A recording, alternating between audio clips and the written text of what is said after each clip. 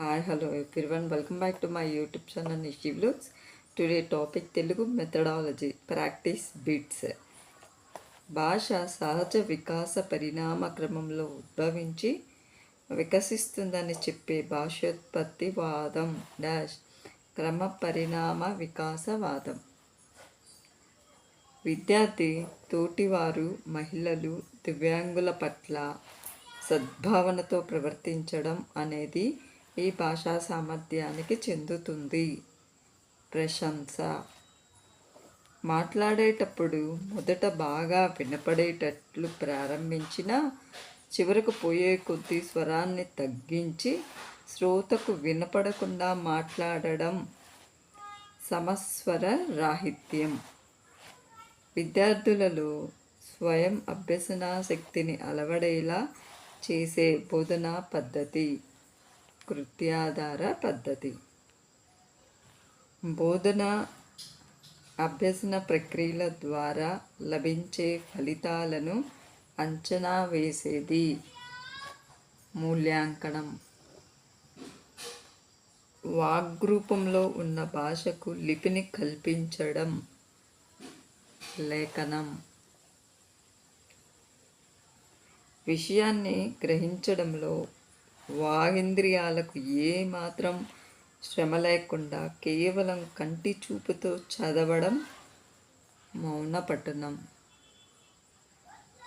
ఒక విద్యా సంవత్సరంలో ఉపాధ్యాయుడు తాను బోధించబోయే అన్ని పాఠ్యాంశాలను తయారు చేసుకునే బోధనా ప్రణాళిక వార్షిక ప్రణాళిక.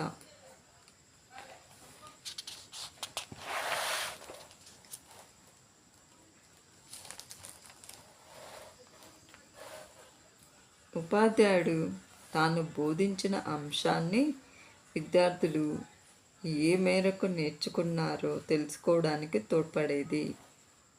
మూల్యాంకనం. పలు భాషణ అలవాట్లతో కూడిన సంక్లిష్ట వ్యవస్థ భాష అని నిర్వచించిన వారు హాకెట్. తరగతి గదిలో అభ్యసనాన్ని వేగవంతం చేసేవి బోధనోపకరణాలు. వక్తృత్వం అనగా డాష్ మాట్లాడడం. తమ ప్రాంతీయ భాషలను అధికార భాషలుగా స్వీకరించుటకు రాష్ట్రాలకు అధికారమిచ్చిన రాజ్యాంగ అధికరణ 345వ అధికరణ. పిల్లలు అల్లరి చేసినాడు. ఇందులోని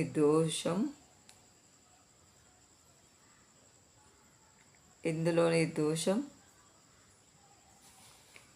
కర్తకు క్రియకు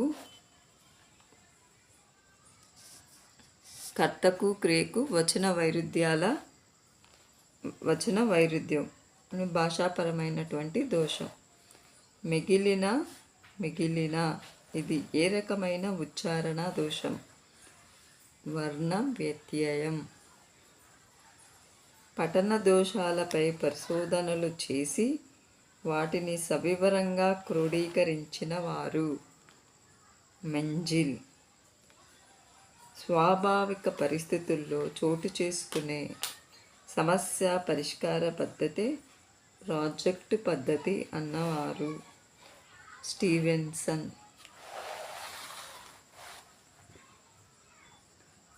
మాటకు రాతకు సన్నిహితంగా ఉండి వక్త భావాన్ని శ్రోత సులభంగా స్పష్టంగా గ్రహించడానికి వీలుపడే భాషా విశేషమే డాష్ భాష వ్యవహారిక భాష.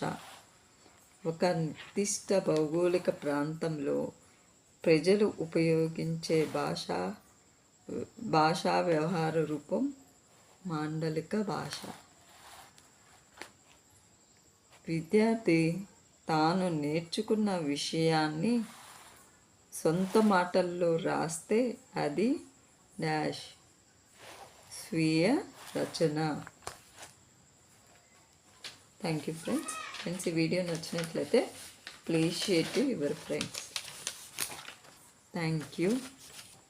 Please subscribe.